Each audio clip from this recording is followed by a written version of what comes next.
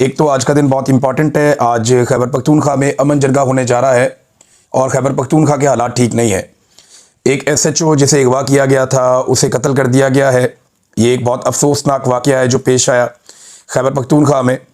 اور 2 روز قبل جو ہے وہ بنوں سے اغوا کیا گیا تھا ایس ایچ او کو، اسے شہید کر دیا گیا. اس کے علاوہ ایک مبینہ طور پہ اٹیک ہوا ہے وانا میں کیڈٹ کالج پہ. وہاں پہ کوئی جانی نقصان نہیں ہوا، کوئی زخمی نہیں ہوا اور اطلاع کے مطابق تمام دہشت گردوں کو قتل کر دیا گیا ہے. میں نے اس کے مناظر دیکھے ہیں. میں سیریسلی آپ کو بتاؤں تو مجھے ایسا لگتا ہے کہ اس کو دوبارہ فلمایا گیا ہے، شاید اس لیے تاکہ جو انٹینسٹی ہے وہ لوگوں کو پتہ چلے. کیونکہ میں نے بہت سارے دہشت گردی کے واقعات اور آپریشنز کور کیے ہیں، بہت سارے، اتنے سارے کہ میں 2 مرتبہ بم دھماکوں میں زخمی ہوا، کئی مرتبہ میں مرتے مرتے بچا. میں خود کیمرہ لے کر اپنے ہاتھ میں کیمرہ پکڑ کے میں کوریج کرتا رہا ہوں. ہم پروفیشنل لوگ ہیں، ہم جانتے ہیں، ساری زندگی ہم نے یہ کام کیا ہے. میرا تقریباً 20 سال کا ایکسپیرینس ہے اسی جرنلزم میں. تو بہت سارے آپریشنز میں نے کور کیے ہیں. ریسکیو کی چند ویڈیوز جو آئی وہاں سے وانا کیڈٹ کالج سے، ان میں کیونکہ میں پروڈکشن کا آدمی ہوں تو مجھے اس بات کا پتہ ہے. میں آپ کو بتا دیتا ہوں کہ حملے کے دوران اس قسم کی جو فلم بندی ہے وہ ممکن نہیں ہوتی. جس طرح کے مناظر ہیں بچوں کو ریسکیو کرنے کے، یہ واقعے کے بعد کسی ڈرل کے تو ہو سکتے ہیں لیکن یہ اس واقعے کے دوران کے نہیں ہو سکتے. میں یہ نہیں کہہ رہا کہ واقعہ نہیں ہوا، لیکن میں یہ کہہ رہا ہوں کہ ہو سکتا ہے کہ یہ جو مناظر ہیں یہ بعد میں فلمائے گئے ہوں یا یہ اس سے متصل کسی اور علاقے کے ہوں، کیونکہ بہت ہی اسٹیٹک تھے. کیمرہ مین خود کس مقام پر کھڑا ہے ایک بہت بڑا سوال تھا، بہت عجیب لگ رہا تھا. ہو سکتا ہے کہ حملہ ختم ہونے کے بعد یہ ویڈیو بنائی گئی ہو، لیکن کیونکہ اس ویڈیو میں وہ ارجنسی نہیں تھی، وہ افراتفری، وہ ایمرجنسی نہیں تھی جو نارملی ایسے مقام پہ ہوتی ہے. بہرحال آج ایک بڑا دن یہ ہے کہ خیبر پختونخوا میں امن جرگہ ہو رہا ہے. اس جرگے میں جو شمولیت ہے پولیٹیکل پارٹیوں کی، سٹیک ہولڈرز کی، وہ بتائے گی کہ یہ کتنا امپورٹنٹ جرگہ ہے. پھر اس کے اندر جو فیصلے آئیں گے اور اس کا جو اعلامیہ جاری کیا جائے گا، اب جب ہم نیکسٹ ویلاگ کریں گے تو آپ سنیں گے کہ اس کا اعلامیہ کیا ہے جو بہت امپورٹنٹ ہے. وہ اعلامیہ میں آپ کے ساتھ شیئر کروں گا اور وہ ایک رخ کا تعین کرے گا کہ خیبر پختونخوا کی حکومت وفاق کے ساتھ مل کر اس دہشت گردی سے کیسے نمٹنا چاہتی ہے یا نمٹنے کا رستہ کیا ہے. یہ ایشو تو بن گیا. لیکن گزشتہ رات میں ایک عجیب چیز آپ کو بتاتا ہوں. مجھے بڑا افسوس ہوا دیکھ کر کہ جشن کا سماں تھا، جشن چل رہا تھا، سیلیبریشن ہو رہی تھی 27ویں آئینی ترمیم کی. زرداری صاحب نے تمام جو جماعتیں ہیں اتحادی انہیں بلایا ہوا تھا، عشائیہ ہو رہا تھا، دعوت ہو رہی تھی، جشن ہو رہا تھا. وزیر اعظم واز دیئر اور صدر بھی وہاں تھے، باقی لوگوں کو بھی بلایا گیا تھا. تو کس بات کا یہ لوگ جشن منا رہے تھے؟ یعنی کل کا دن اتنا افسوسناک تھا کہ ایک تو وانا میں حملے کی بڑی خوفناک کوشش ہوئی، اسلام آباد میں خوفناک دھماکہ ہوا جس میں 30 کے قریب لوگ زخمی اور 12 افراد جاں بحق ہو گئے. اب دہلی کے اندر 8 لوگ مارے جاتے ہیں تو پورے ملک میں ایسا لگتا ہے سناٹا ہے. ان کا میڈیا صرف اسی پہ بات کر رہا ہے اور پوری حکومت اسی پہ بات کر رہی ہے. پرائم منسٹر سے لے کے نیچے تک سب اس کے اوپر جڑے ہوئے ہیں اور وہ اس کو ایک ایسے واقعے کے طور پہ لے رہے ہیں جس نے پورے انڈیا کو ہلا کر رکھ دیا. 1.5 ارب کا لگ بھگ وہ ملک ہونے والا ہے اور وہاں پہ 8 لوگوں کی مرنے پہ اتنا وبیلا مچتا ہے دھماکے کے بعد. پاکستان میں ہمارے کیپٹل کے اندر 12 لوگ جو ہیں وہ جاں بحق ہو جاتے ہیں، شہید ہو جاتے ہیں اور اسی رات وہاں پہ ایک عشائیہ کیا جاتا ہے. عرفان صدیقی صاحب کا انتقال ہوا. پی ایم ایل این کو کم سے کم یہ تو کہنا چاہیے تھا کہ عرفان صدیقی صاحب کے لیے رک جائیے، ابھی ہم سوگ میں، ہم 1 آدھے دن کے بعد یا 2 دن کے بعد یہ کر لیں گے. لیکن ایسا نہیں ہوا. کچھ لوگوں نے یہ بھی آواز اٹھائی کہ خیبر پختونخوا کے وزیر اعلیٰ نے کہیں کرکٹ کھیلی ہے جا کر، انہیں وہ نہیں کھیلنی چاہیے تھی جب دہشت گردی ہو رہی تھی. تو یہ اب دوسری طرف سے لوگ یہ بات کر رہے ہیں. لیکن آج کا جو ایک جرگہ ہے، بڑی خبر تو وہاں سے آئے گی کہ خیبر پختونخوا کی حکومت ان واقعات کے بارے میں کیا سوچ رہی ہے اور وہاں کے جو سٹیک ہولڈرز ہیں وہ مل کر کیا چیزیں طے کر رہے ہیں. ناظرین، 3 جگہوں پہ اس وقت ریڈ الرٹ ہے، ہائی الرٹ ہے. 3 ایسے دارالحکومت ہیں، ایک دہلی انڈیا کا دارالحکومت، ایک اسلام آباد پاکستان کا دارالحکومت اور ایک کابل افغانستان کا دارالحکومت. خطے میں ایک بڑی تناؤ کی کیفیت پیدا ہو گئی ہے، خاص طور پہ 2 حملوں کے بعد. ایک انڈیا میں جو کار کا حملہ ہوا ہے جس کو وہ گریجولی پاکستان کی طرف آہستہ آہستہ موڑ رہے ہیں، وہ اس حملے کو اٹھا کے کشمیر تک تو پہنچ گئے. اب وہاں سے انہوں نے پاکستان میں اس کا کھرا داخل کرنا ہے جو ان کی عادت ہے. دوسرا، پاکستان کے وزیر خارجہ نے اسلام آباد میں ہونے والے اٹیک کے اوپر وزیر دفاع نے، خواجہ آصف نے، براہ راست افغانستان کے اوپر الزام لگا بھی دیا ہے اور انہوں نے کہا جی کہ افغانستان نے پالیسی کے تحت کیا ہے، یہ ان کی پالیسی ہے اور اس طرح کے دھماکوں سے وہ دباؤ بڑھاتے ہیں. یہ بڑا سنگین الزام ہے جو افغانستان کے اوپر لگ گیا ہے. اب ان تینوں ملکوں میں جو دکھائی دے رہا ہے وہ یہ دکھائی دے رہا ہے کہ ایک تناؤ پیدا ہو گیا. لیکن پاکستان کے اندر جو دہشت گردی ہے اس کو افغانستان کی حکومت نے یا ان کے طالبان نے نہیں روکنا. پاکستان کے اندر جو دہشت گردی ہے وہ پاکستان کی سیکیورٹی فورسز نے روکنی ہے. ہماری انٹیلیجنس نے اسے ناکام بنانا ہے. جبکہ ہم نے افغانستان کے ساتھ یہ معاملہ طے کرنے ہیں, ان کے ساتھ بٹھا کر بات کرنی ہے, دباؤ ڈال کر, سختی سے, نرمی سے, جیسے بھی ہم نے کرنا ہے. افغانستان کو آن بورڈ لینا ہے دہشت گردی ختم کرنے کے لیے, نہ صرف پاکستان میں بلکہ افغانستان میں بھی. ایک بات آپ یاد رکھیے گا کہ اگر انڈیا, پاکستان اور افغانستان کے بیچ میں لڑائی ہوتی ہے تو اس کی بینیفیشری جو ہیں وہ تینوں ملکوں کے جرنیل ہوں گے. اگر ایک مختصر لڑائی ہوتی ہے, میں لمبی لڑائی کی بات نہیں کر رہا, 2 4 5 دن 6 دن کی ٹک ٹک لگتی ہے, اگر ہفتہ 2 ہفتہ, تو جرنیل جو ہیں وہ تینوں ملکوں کے اس کے بینیفیشری ہوں گے. اور تینوں ملکوں کے جو فاشسٹ حکمران ہیں وہ بھی اس کے بینیفیشری ہوں گے. کیونکہ لڑائی میں لوگوں کو بیوقوف بنانا بڑا آسان ہوتا ہے. انڈیا کہے گا ہم جیت گئے, پاکستان کہے گا ہم جیت گئے, اور افغانستان کہے گا ہم جیت گئے.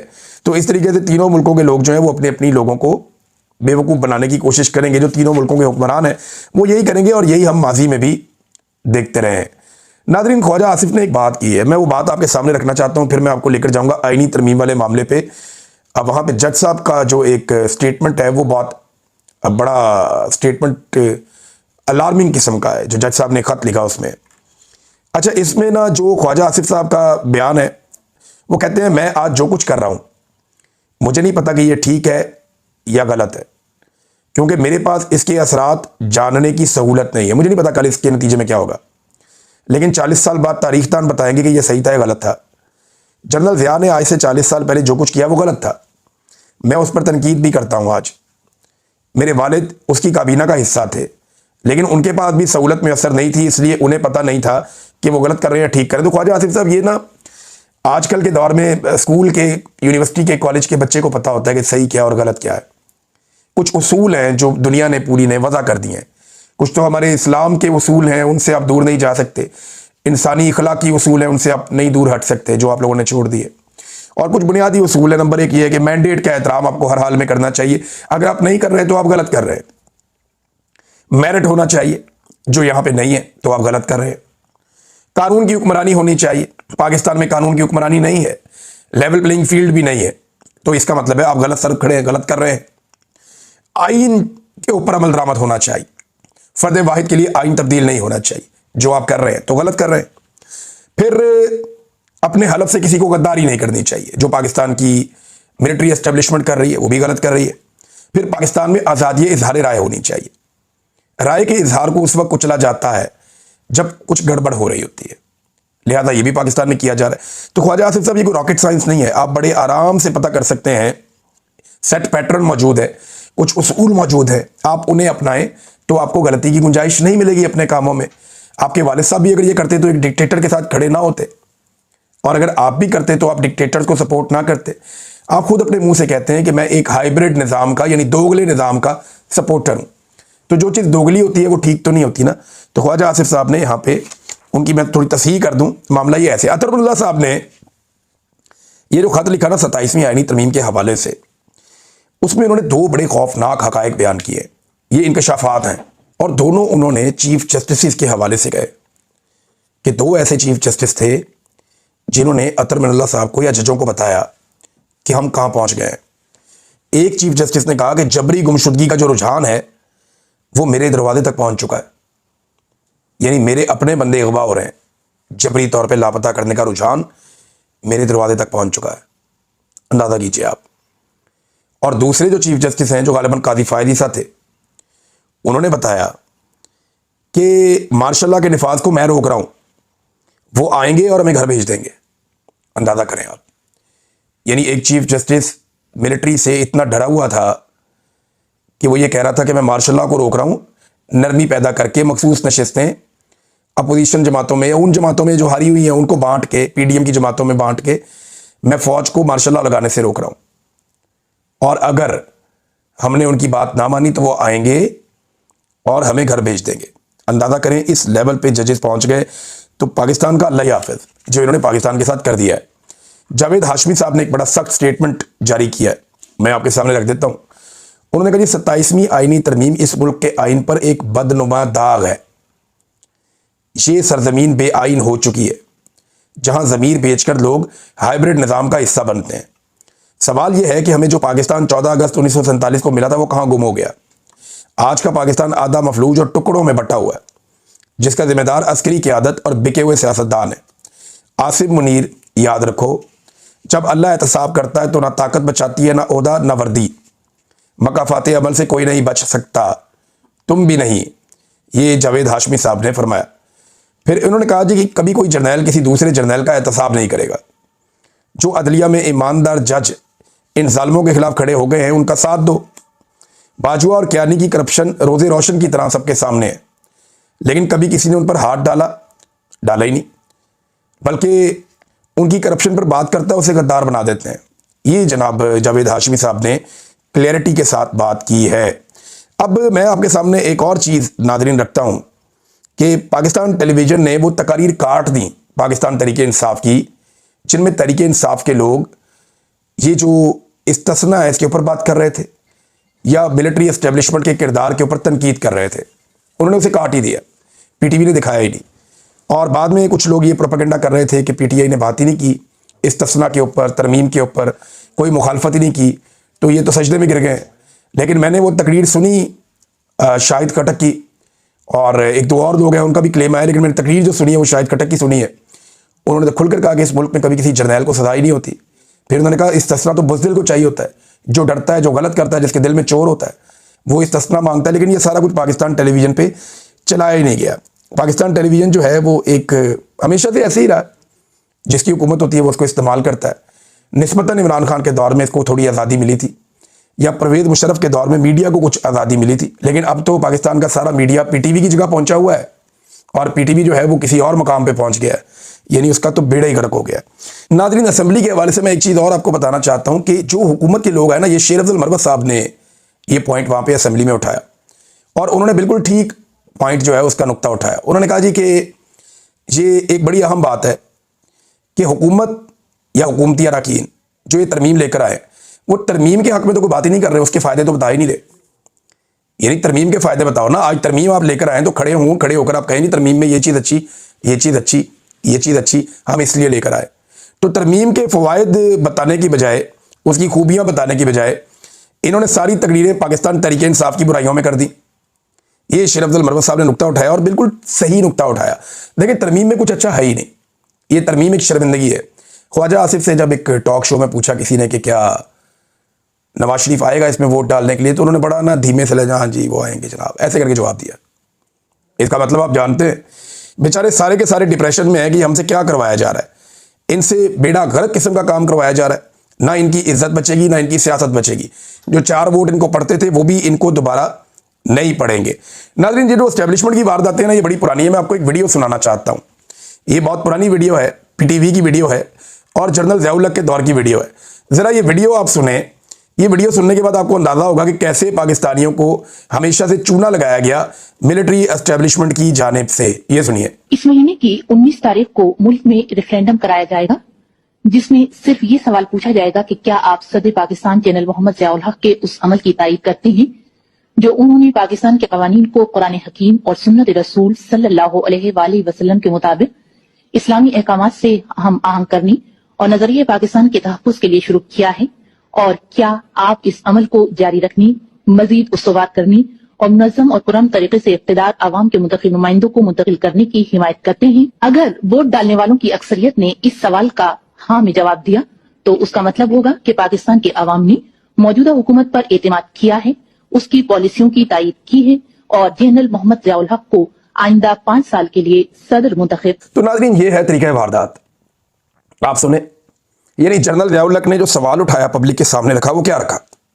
سوال رکھا کہ جنرل ضیاء الحق جو اسلام کے لیے خدمات سر انجام دے رہا ہے، کیا آپ کو وہ پسند ہے؟ کیا آپ پاکستان میں اسلام کا نفاذ چاہتے ہیں؟ اگر آپ چاہتے ہیں تو آپ ہاں کہہ دیں۔ یعنی کون ہے جو نہ کہے گا؟ اس میں پاکستان میں اکثریت مسلمانوں کی ہے، اور وہ جناب 80s کے دور کی یہ بات ہے۔ یہ 19 دسمبر 1984 کو کروایا گیا تھا یہ ریفرینڈم۔ تو ضیاء الحق نے پاکستانیوں سے سوال کیا پوچھا تھا کہ کیا آپ پاکستان میں اسلام چاہتے ہیں؟ پاکستانیوں نے کہا ہاں۔ تو ضیاء الحق نے کہا اس کا مطلب ہے آپ نے مجھے 5 سال کے لیے منتخب کر دیا۔ اندازہ کریں یہ ایسے قوم کو چونا لگاتے ہیں، اس طریقے میں یہ شوگر کوٹڈ کر کے یعنی چینی میں لپیٹ لپیٹ کے آپ کو زہر کھلاتے ہیں. یہ ابھی جو ترمیم ہے اس کے اندر بھی فیصل واڈا یا باقی لوگ جو ہیں وہ الگ الگ کہانیاں سنا رہے ہیں. میں جاوید لطیف کی کہانی سن کے حیران رہ گیا. اچھے خاصے سمجھدار آدمی ہے, میرے بڑے اچھے تعلق ہیں ان کے ساتھ. جاوید لطیف صاحب ایک دوست کی طرح رہے ہیں, لیکن کام چیک کریں ان کا. وہ کہہ رہے ہیں جی کہ انڈیا بڑا شرارتی ہے اور انڈیا بڑا ظالم ہے, اس کو شکست ہوئی ہے لہذا یہ ترمیم کرنی پڑی. بھائی آرمی چیف کو آپ نے استثنا دے دیا کہ ان کے اوپر کوئی مقدمہ نہیں ہو سکتا, تو کیا انڈیا لاہور یا کراچی یا اسلام آباد کے کسی تھانے میں مقدمہ کروانے آ رہا تھا آرمی چیف کے خلاف, یا کوئی پٹیشن کرنے لگا تھا پاکستان کی کسی عدالت میں آرمی چیف کے خلاف؟ یہ استثنا آپ نے پاکستان کے اندر دیا ہے یار, حد ہو گئی. اب اس طرح تو عوام کو آپ بیوقوف نہ بنائیں نا, یا اس طرح کی کہانیاں تو آپ عوام کو نہ سنائیں, یہ زیادتی ہے, یہ غلط ہے.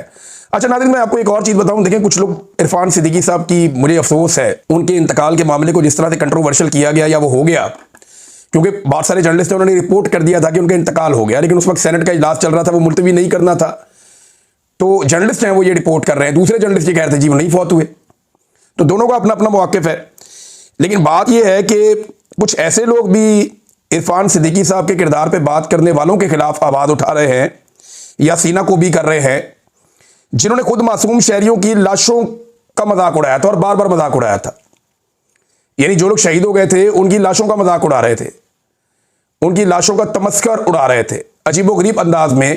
لوگوں کا جس چوک میں قتل عام ہوا وہیں پہ مذاق کر رہے تھے. وہ لوگ بھی آج یہ بات کرتے ہیں جنہوں نے شہید ارشد شریف کی لاش کا مذاق اڑایا تھا.